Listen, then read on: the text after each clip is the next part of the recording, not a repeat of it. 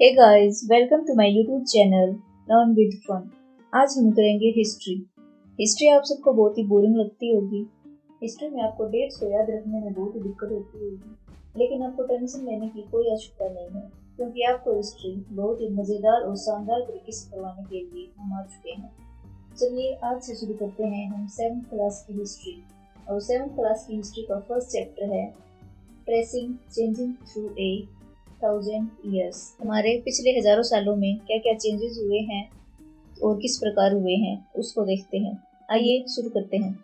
Chapter की शुरुआत में दो मैप दिए गए हैं और ये मैप बताते हैं कि हजारों सालों पहले हमारा जो इंडिया का मैप है वह कैसा दिखाई देता है। यह जो पहला मैप है यह एक अरब जियोग्राफर अल इद्रिसी ने 1154 में बनवाया था और इसकी जो लैंग्वेज थी वो थी अरबिक।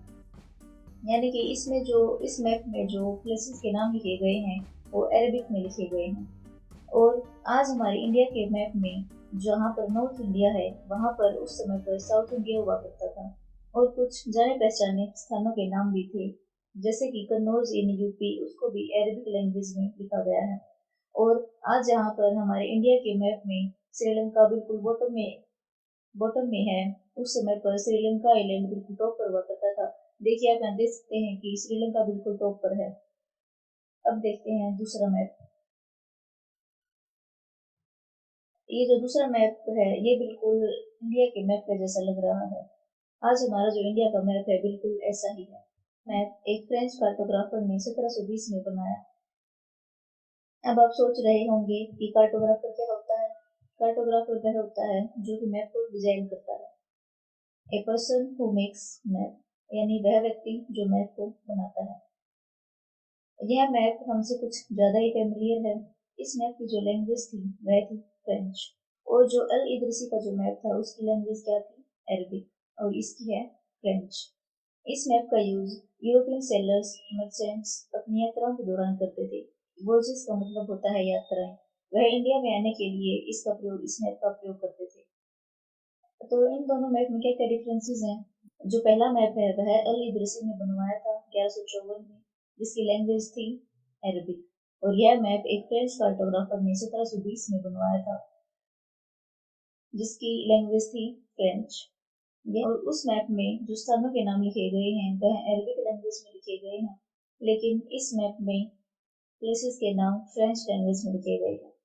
आप लोग इन दोनों मैप के डिफरेंस को अच्छे से याद कर लेना, हमें इन दोनों मैप्स में डिफरेंस पूछा जा सकता है। चलिए नेक्स्ट टॉपिक देखते हैं। नेक्स्ट टॉपिक है न्यू एंड ओल्ड टर्मिनोलॉजीज। जो हिंदुस्तान टर्म है उसको इतिहासकारों ने कैसे कैसे यूज किया है, किस रूप में एक्सप्लेन किया है। 13th सेंचुरी में मिन्हज ई सिराज नाम के इतिहासकार ने हिंदुस्तान को क्या कहा है। उन्होंने कहा कि जो हरियाणा पंजाब के क्षेत्र हैं और जो यमुना यमुना के बीच की जो लैंड है उसको उन्होंने हिंदुस्तान कहा। वह उनको हिंदुस्तान मानते हैं, वह उस एरिया को हिंदुस्तान मानते हैं। और 14th सेंचुरी में अमीर खुसरो नाम के इतिहासकार थे। उन्होंने कहा कि जो हिंदुस्तान टर्म है उसका जो हिंद वर्ड है उसका कोई भी पॉलिटिकल मीनिंग नहीं है, ना ही उसका कोई पॉलिटिकल मीनिंग है और ना ही कोई नेशनल मीनिंग है। चलिए आगे देखते हैं। 16th सेंचुरी में बाबर ने कहा कि जो हिंदुस्तान टर्म है वह हमारी इंडिया की ज्योग्राफी को डिस्क्राइब करता है। यह बताता है कि किस प्रकार की फूड प्लांट्स थे और ये हमारे यहाँ किस प्रकार का कल्चर था। यह बाबर के द्वारा बताया गया। और आज हम इंडिया को मॉडर्न नेशन स्टेट के रूप में मानते हैं। आपको अच्छे से समझ में आ गया होगा। चलिए चलते हैं अपने नेक्स्ट टॉपिक पर। हमारा जो नेक्स्ट टॉपिक है वह है फॉरेनर। आज हम फॉरेनर किसको मानते हैं। आज हम फॉरेनर उसको मानते हैं जो कि इंडियन नहीं है, यानी कि जो इंडिया का पार्ट नहीं है। जो दूसरे देशों से हमारे इंडिया में आते हैं उन्हें हम फॉरेनर के रूप में जानते हैं। जैसे कि कोई हमारे यहाँ अमेरिका से आया है, अफ्रीका से आया है, ऑस्ट्रेलिया से आया है, वह हमारे लिए एक फॉरेनर है। लेकिन जो मिडिवल पीरियड था उसमें फॉरेनर किसको माना जाता था, वह स्ट्रेंजर जो कि उस सोसाइटी का पार्ट नहीं है। जैसे कि आप जिस गांव में रहते हैं वहां पर कोई दूसरे गांव का व्यक्ति आता है तो वह आपके लिए स्ट्रेंजर है। उस समय ऐसा माना जाता था। अगर उनके गांव में कोई दूसरे गांव का व्यक्ति आ जाता था तो वह उनके लिए स्ट्रेंजर था।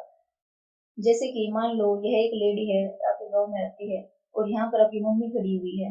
आपकी मम्मी इस लेडी को देखकर सोच रही है ये कौन है, क्योंकि इसका जो पहनावा है वह आपकी मम्मी के पहनावे से बिल्कुल अलग है। तो वह सोच रही है कि यह कौन आ गई, हमारे गांव में ये कौन आ गई, कहाँ से आ गई, ऐसी सोचती है।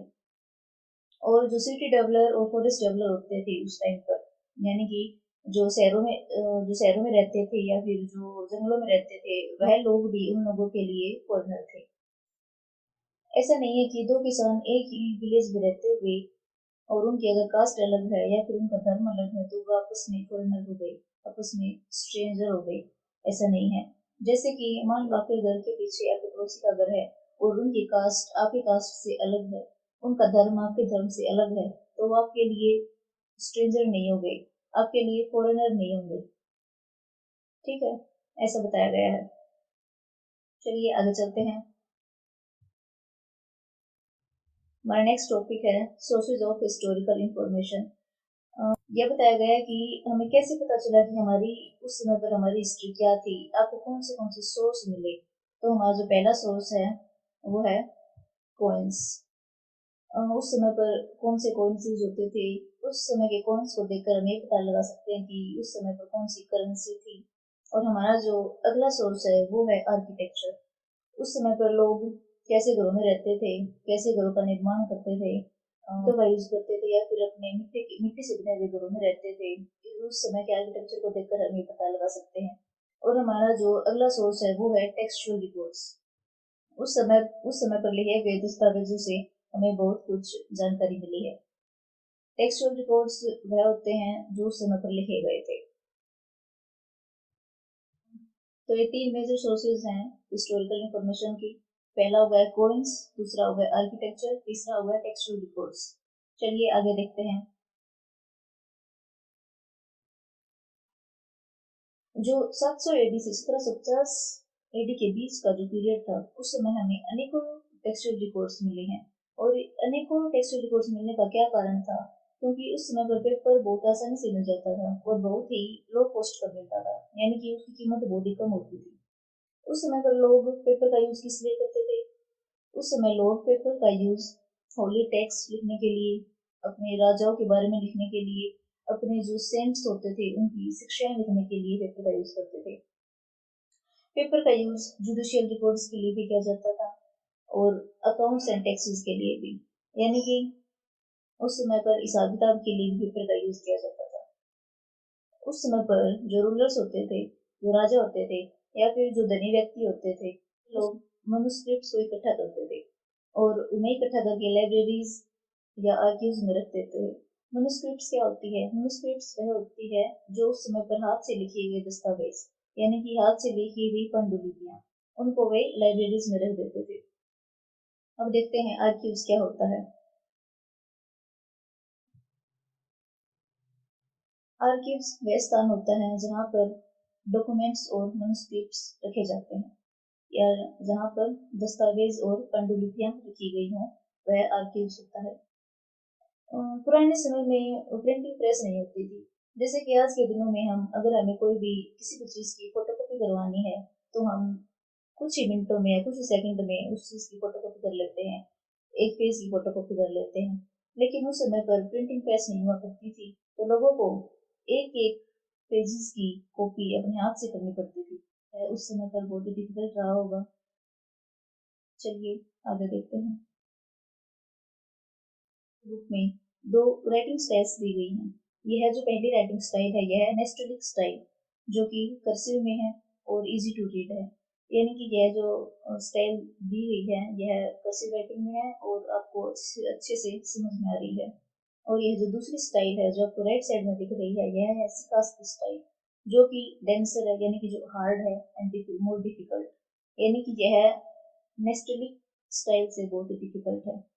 आपको दोनों स्टाइल्स को अच्छे से याद कर लेना है, क्योंकि एग्जाम में एमसीक्यू पूछा जा सकता है। ये पूछ सकते हैं कि कौन सी स्टाइल इजी टू रीड है, कौन सी स्टाइल मोर डिफिकल्ट है, यानी किसी आसानी से पढ़ा जा सकता है, किसी आसानी से नहीं पढ़ा जा सकता, ये पूछा जा सकता है। चलिए आगे देखते हैं। 14th सेंचुरी में जियाउद्दीन बरानी नाम के एक इतिहासकार थे। उन्होंने 1356 में अपना पहला क्रॉनिकल लिखा और 2 साल बाद इसका दूसरा वर्जन निकाला।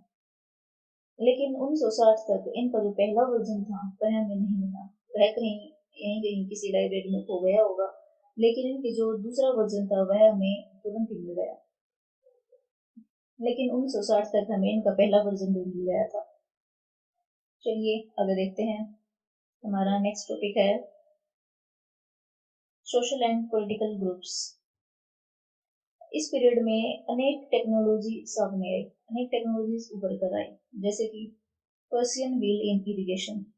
ये जो फोटो आपको दिख रही होगी यह पर्शियन व्हील की है, यानी कि इरिगेशन में, सिंचाई में पर्शियन व्हील का कैसे यूज किया जाता था। The spinning wheel in weaving, ये जो आपको फोटो दिख रही है ये एक स्पिनिंग व्हील है, बुनकरों द्वारा इसका प्रयोग किया जाता था। ये चरखा है, महात्मा गांधी भी इसका प्रयोग करते थे सूत काटने के लिए। नेक्स्ट है फायर आर्म्स इन कॉम्बैट, यानी युद्ध में अनेक ऐसे हथियारों का प्रयोग होने लगा जिनसे आग निकलती है। तो इस पीरियड में अनेक टेक्नोलॉजी आई, जैसे इरिगेशन में पर्शियन व्हील का यूज हो गया, स्पिनिंग व्हील इन वीविंग, यानी कि बुनाई के काम में स्पिनिंग व्हील का प्रयोग होने लगा। युद्ध में ऐसे हथियारों का प्रयोग होने लगा जिनसे आग निकलती है। पोटैटोज, कॉर्न, चिलीज, यानी कि इस समय पर पोटैटो आ गए, मक्का आ गई, मिर्चें आ गई, चाय और कॉफी आ गए। राजपूत जिन्होंने क्षत्रिय स्टेटस को क्लेम किया था उन्हें भी इस पीरियड के दौरान बहुत इम्पोर्टेंस मिली। यह जो पीरियड था यह एक बदलाव का पीरियड था, इसमें अनेकों economic, political, social and cultural changes हुए। इस पीरियड में बहुत सारे चेंजेस हुए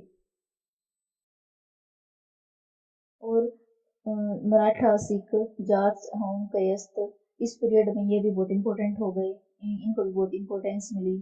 तो जातियों में बट गए, यानी उन्होंने अपनी अलग अलग कास्ट डिवाइड कर ली और उनको उनके बैकग्राउंड या फिर वह क्या काम करते हैं उसके आधार पर उनको रैंक दिया जाने लगा। और जातीज ने अपने खुद के रूल और रेगुलेशन बना लिए ताकि वह अपने यानी उसके ग्रुप में जो जो मेंबर हैं उनको अच्छे से मैनेज कर सके, अच्छे से कंडक्ट कर सके, और उनके जो ये रूल्स थे वो जाति पंचायत द्वारा बनाए जाते थे। आगे देखते हैं। पर जो जाति होती थी उनको उनके विलेज के रूल भी फॉलो करने होते थे। उनको अपने ग्रुप यानी कि जाति पंचायत द्वारा बनाए गए रूल्स तो फॉलो करने ही होते थे, पर उनको अपने विलेजेस के भी रूल फॉलो करने होते थे। और there were only one small unit of state, यानी छोटे छोटे गांव मिलाकर पूरा स्टेट मिलता है, पूरा राज्य बनता है। तो फिर ये बस एक छोटी C small unit of state थी। आगे देखते हैं।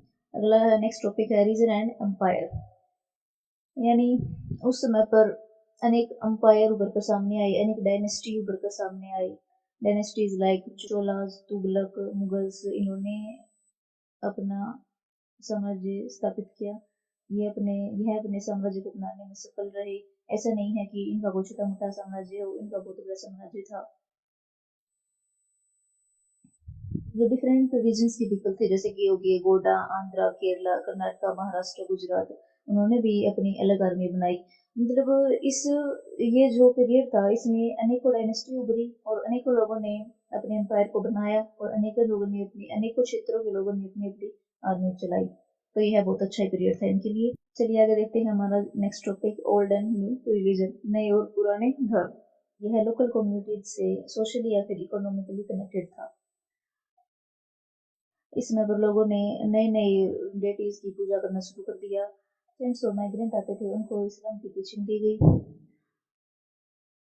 जो उस टाइम पर जो ब्राह्मणास थे उनकी इंपोर्टेंस बढ़ गई। The priest as dominate group in society, जो ब्राह्मणास और जो संत थे उनकी उनकी समान इंपॉर्टेंस रही सोसाइटी में, क्योंकि लोगों ने नए नए गॉड्स की पूजा करना शुरू कर दिया तो ब्राह्मणों को भी इस चीज़ का फायदा हुआ, उनको भी इस चीज़ की इंपॉर्टेंस मिली। मुस्लिम्स ने कुरान को अपनी होली बुक के रूप में माना और उन्होंने कहा कि उनका एक ही भगवान है, एक ही गॉड है जिसका उन्होंने कहा अल्लाह।